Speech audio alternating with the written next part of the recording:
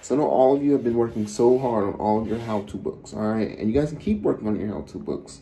Today we're going to start talking about learning how to write a different kind of book. And we've written these types of stories in our classroom before. So the type of stories that we're going to learn about writing today are called personal narratives, okay? So if we remember, personal narratives is anything that has happened to you in your life. And then you make a story about it. It can be about a time. It can be about a place you went to. It can be about a birthday party you went to. It can be about a time you went to the park, a time you went to the beach. It can be about a new pet you got. It could be about your first sports game you played in. It can be about anything that has happened to you. But just like how-to writing, whenever you choose a topic, you always want to choose something that you can write a lot about, something that you can know a lot about, or something that you know a lot about. So if you can't remember what happened in the story, you probably shouldn't choose it, because you want to write about something that you can remember and you can create a story to, okay? So maybe you shouldn't choose something that happened a long time ago, right? Maybe you should choose something that didn't happen that long ago, something that you could remember, so you can write a story, all right? So, since we have been out of school, Mr. Watterson actually, let's take a step back, all right? I don't even want to tell you what I'm going to write my personal narrative about. First of all, before we talk about writing personal narratives, we're going to talk about writing the beginning of the personal narrative after you choose, what do I want to write my personal narrative on, all right?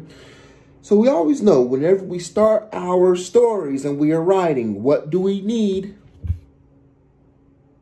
I'll wait. Pause the video. That's right.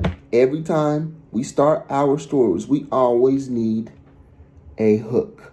All right. You want to hook the reader in. You want to bring the reader in. That's really important, because whenever you have a hook at the beginning, it's like, oh, I wonder what's happening next. I got to keep reading. I got to keep reading to figure out what's happening throughout the rest of the story.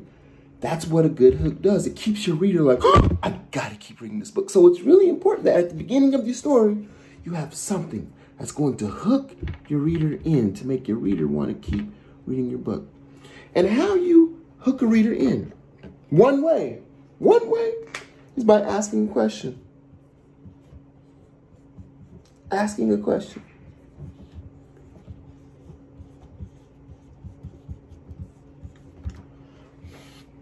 The next way you can hook your reader, by having dialogue. People in your story should be talking, right? By hearing what people are saying in your story, all right? So I'm going to say talking. You can start your story by having an exciting sound at the beginning. If there's an exciting sound, you might say, oh, what was that? And they have to keep reading to find out what that sound was, right? All right. Or you can start your story off by talking about the setting of your story. What does the setting of your story look like? Where is it happening? Right? So all of these are different ways you can start your story. By asking a question, talking, by making a sound, by talking or describing the setting. All right, so real quickly, my personal narrative I'm going to write about is my new puzzle. Mr. Watterson got a new puzzle, and it was a challenge to put together. I'm still putting it together. It's a real challenge. You have to do it little by little. You have to take your time, all right? And when I first got my puzzle, something happened. I was opening up my puzzle box, and I was taking the lid off. Whenever I took the lid off, all my pieces fell on the ground. That's how my puzzle started. That's how I'm going to start my book. So, I know that whenever I first got my puzzle, all my pieces fell on the ground. I don't want to just start with my story with, I got a puzzle and my pieces fell on the ground. That's kind of boring. Not really hooked. The reader probably wouldn't really be hooked. They'd probably say, I don't really want to read this. How can I hook the reader? By talking about my personal narrative of my new puzzle, getting my new puzzle, And when I opened it, all the pieces fell on the ground. So I know I can ask a question. I can talk. I can have people talking in my story. I'm not going to have people talking in my story because this story, I was by myself. So I don't really have other people talking. I can talk about the setting. The setting was my living room on the couch. That's not really that exciting. I'm going to start mine with this by making an exciting sound.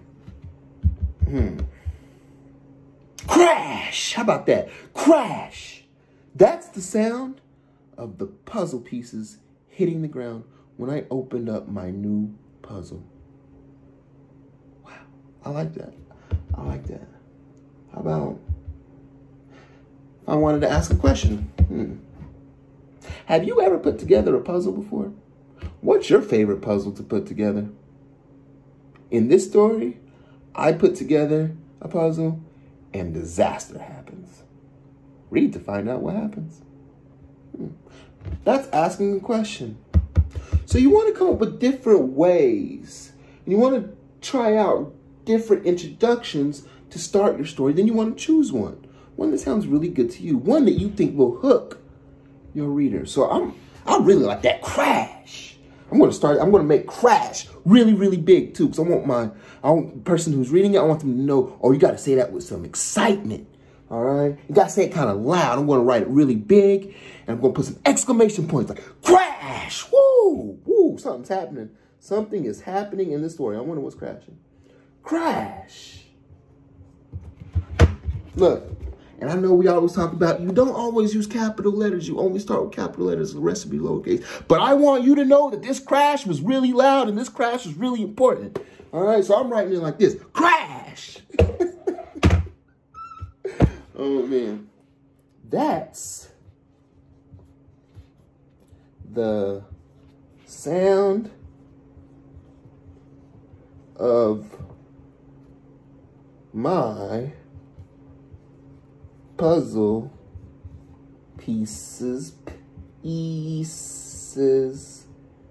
hitting the floor when I opened my brand new puzzle.